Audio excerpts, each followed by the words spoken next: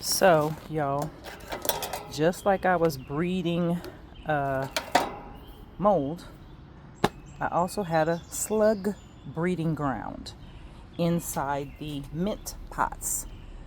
So I got me a container of soapy water, and I found I found three and I squinched up one, but I found two more, so I put them in this container of soapy water that's going to get dumped out.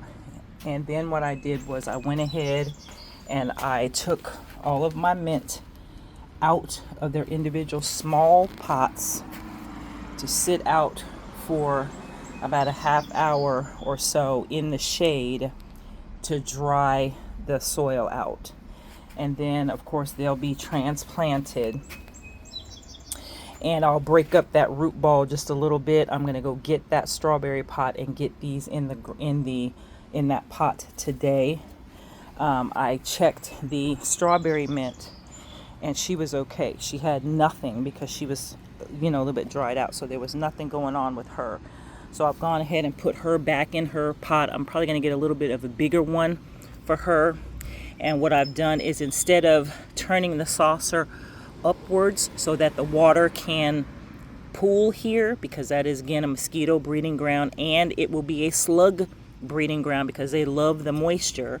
So that's why I had no activity in the tomato bed last night, because it was all over there in the dang mint. So when we saw the slime trail earlier, that's where them little jokers was going. So I was about to have a dang slug farm over there. Thank goodness that I caught it. So again, instead of turning it right side up, we're going to invert it, and we're going to set our pot on top of it so that when it's watered, that water can drain out, into the soil, and it's not going to provide any wet soil for the slugs to breed in. So be conscious of that. If you have container gardens that you are ensuring don't have a lot of excess moisture, make sure that everything is good underneath. So like my hosta pot here is just, check underneath, check the rims. Let me show you. So lift up your pots, make sure there's nothing underneath. Make sure there's nothing around the rim, because they do hide underneath the rims during the daytime, and then at nighttime they had a little party. So you see this one, I had already inverted. This is the hyacinth, and set it on top of there, so when I water, I'm not worried about anything retaining moisture underneath. So I've done the same thing with this one here. And then once I put the mint pots back over here, I'll make sure the same happens. So they weren't messing with Miss Fire Island. They were coming over here and slithering through to get to the mint pots that I had made them a little home. So again, we're always learning. We're always learning, and we're always learning and growing. There was like some little green dots, so I was also growing some kind of algae and all kind of stuff in that, because I had the mint in there really tight. This is a chocolate mint. She's going to go in this pot by herself and thrive. She's nice and dried out. So I'll put fresh soil in her, let these dry out for a little bit, break these root balls up, because this is if you can see, this dirt is very, very moist. So I'll have to break up, like you see, this root ball. So this is where I found two.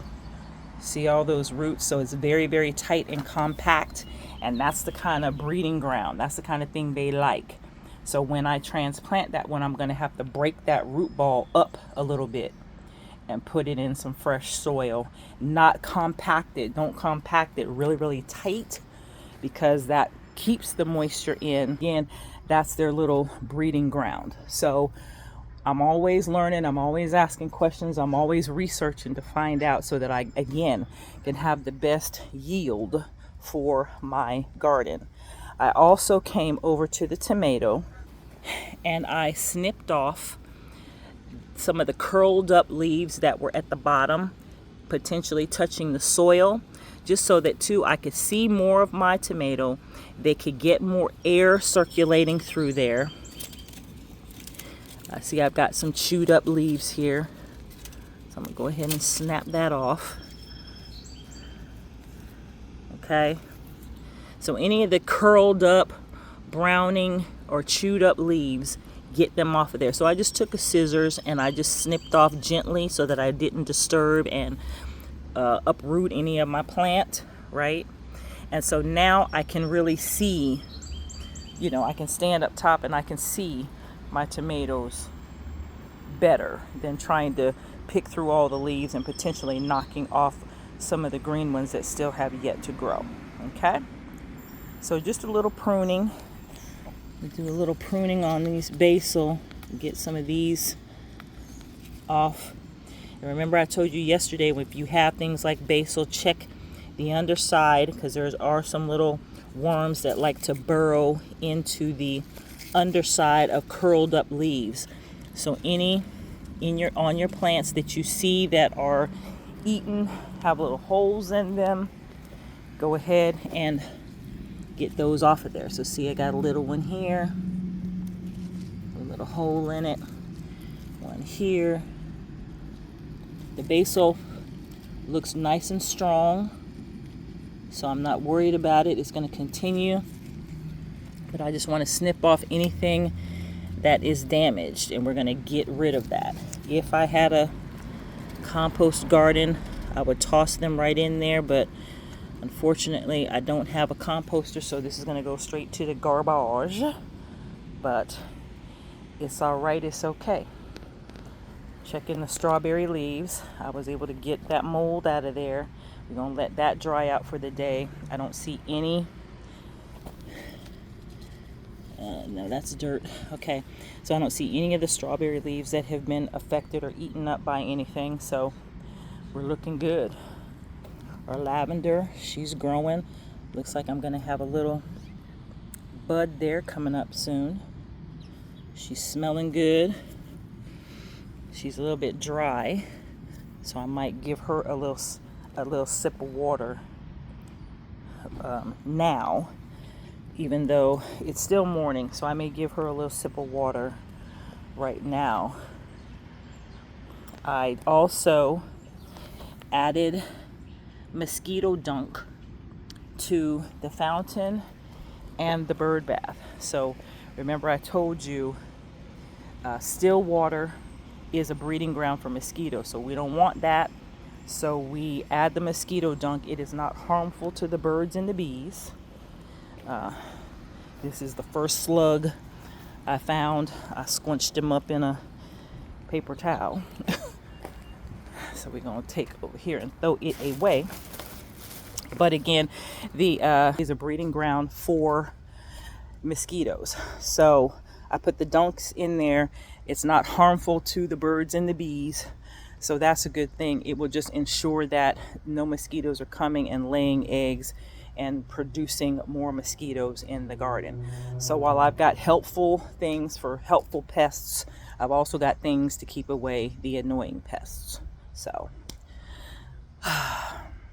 that's it, I think, from the garden today.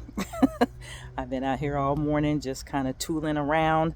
I still got my rocks to put in, but and I'll get to that, I guess, here in the next few minutes, and you guys will see the final product. Y'all have a great day. See ya.